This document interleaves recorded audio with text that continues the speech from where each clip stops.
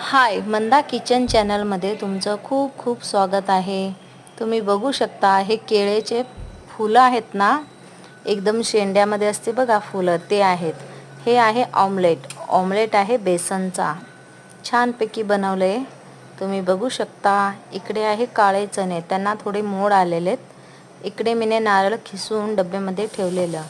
तर हे असं सगळं प्रकार आहे. ह्याच्यामध्ये पण ऑमलेटच आहे. कांदा मीने बारीक चिरून ठेवले. आता ह्या भाजीला मी मस्तपैकी एक तडका देणार आहे चांगला. तुम्ही बघू शकता. तेलामध्ये फक्त मीने कांदाच मारले, दुसरं काहीच नाही ह्याच्यामध्ये. लाल मिर्च, तिखट सगळं मसाला मीने दाखवले, पण मीने अगोदरच सगळं टाकून ठेवलेलं त्याच्यामध्ये.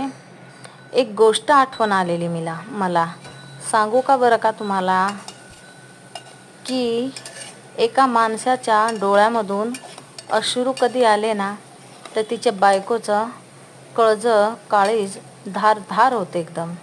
असं वाटते की बापरे, आपल्या नवऱ्याने नाही रडावं बरं का.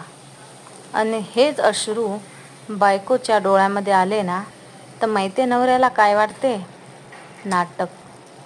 बायको नाटक करते असं वाटते. असं हे प्रकार आहे.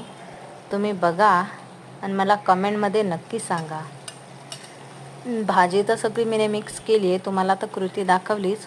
वरून मस्त कोथिंबीरचं छानपैकी असं पसरवून ठेवलं आहे मीने. आता हे बेसन झाले ते सांगते मी तुम्हाला, की माझं जेवण संपूर्ण झाले.